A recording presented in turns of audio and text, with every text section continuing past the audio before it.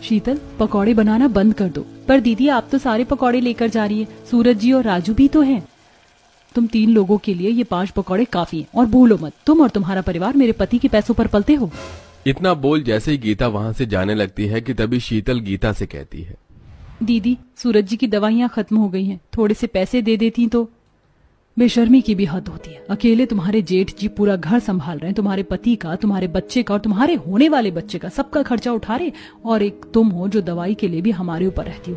जीने के लिए खुद भी तो कुछ कर लो। शाम को जेठ जी आएंगे तुम्हारे तो दे दूंगी कुछ पैसे। गीता पकौड़े लेकर वहाँ से चली जाती है और ये सब कुछ रसोई के बाहर खड़े राजू और काजल सुन लेते हैं। माँ, मैं बड़ा होकर बहुत काम करूंगा, फिर हमें बड़ी माँ से पैसे नहीं लेने पड़ेंगे। सच में भाभी, बड़ी भाभी बहुत बुरी हैं। आप प्रेग्नेंट हैं और इतनी गर्मी में रसोई में काम कर रही हैं, फिर भी वो आपके साथ ऐसा कर रही हैं। मैं इस बारे में बड़े भैया से बात करूंगी।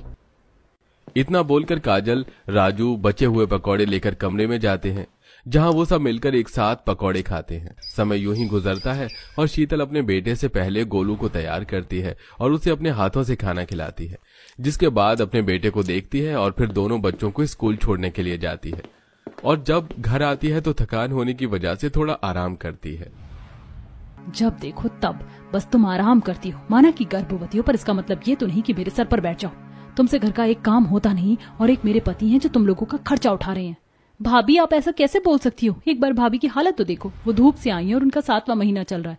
वो अभी अभी दोनों बच्चों को स्कूल छोड़कर आई हैं। भाभी राजू से पहले गोलू को तैयार करती हैं। भाभी गर्भवती हैं तो तुम कर लो ना। बड़ी आई भाभी की चमची। भूलो मत, तुम भी मेरे पति के ही सर पर बैठी हो। एक बार फिर गीता अपनी देवरानी और नंद को सुनाकर वहां से चली जाती है, जिसके बाद दोनों नंद भाभी काम करती हैं। और रात को जब सूरज घर आकर बैठता है तो काजल अपने भाई से गीता की शिकायत करती है।